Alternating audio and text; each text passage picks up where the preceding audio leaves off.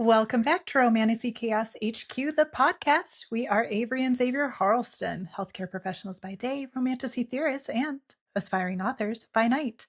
Today we are covering the epigraph from Iron Flame, chapter 33. This is your warning. There will be spoilers for the entire Empyrean series. If you have not read all 3 books, it may be time to turn back. As honorary members of Second Squad, we cuss a lot and discuss all adult topics and we make a fuss about the birds and the bees. We like a challenge, so we tackle each epigraph without prepping, placing it into context for the whole series, not just the chapter or book it's tied to.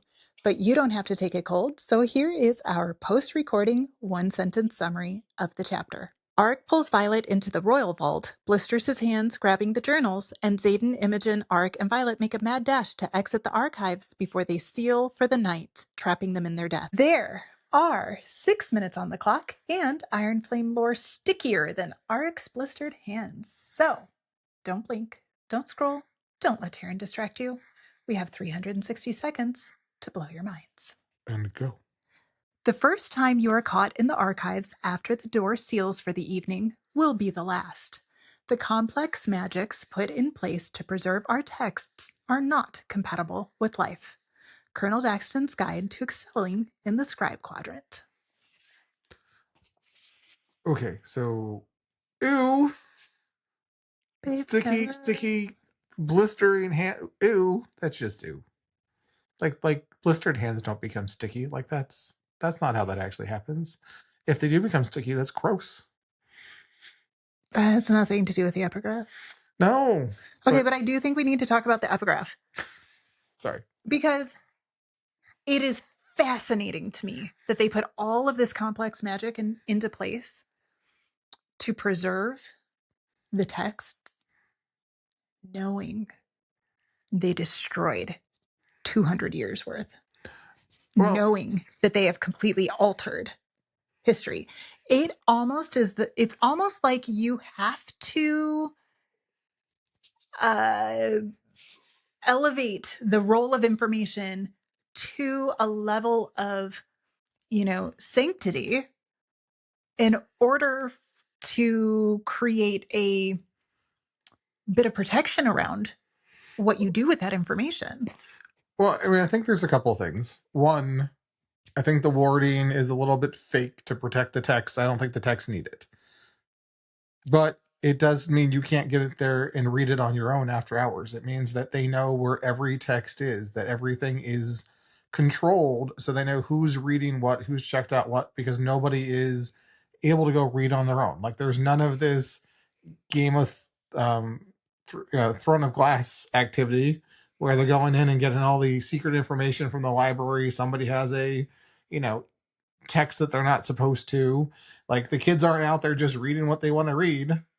Everything is locked down, and they use the excuse of protecting the texts, which has the side benefit of elevating the sanctity of the text, right? I mean, it's like when a religious text is in one language and only a couple people can read it, and then those people are able to translate it and tell it to you, but it also raises and elevates that text, that it's not for the common person. Like they are revered. Mm-hmm. And it gets back to also the whole thing with, dedicating to Malik and burning everything that person had, because any individual notes, any personal tales, anything that you kept, your letters, your journals, all get burnt. And the only surviving marker of history is this thing that's absolutely controlled. It's like the ultimate information asymmetry campaign. So you're saying that this is why you think they make you burn everything? Yes. Which makes complete sense. It's all a part of controlling the narrative. Yeah. It's all about, like, if they had contemporaneous records that existed in people's homes, they're like, I don't know what the equivalent of like the family Bible that has your recorded history, would have been. But if these things had existed, it would have been like impossible to change and erase their history. Well, no, and we know how powerful these individual books are because of how Asher hid his, of the way the journals of the original 6 are protected. Like the contemporaneous individual accounts are hugely powerful, which is why they make you get rid of all of that. Mm-hmm. And like her father's notes, they're desperate for them because who knows what he actually recorded, and very concerning for them.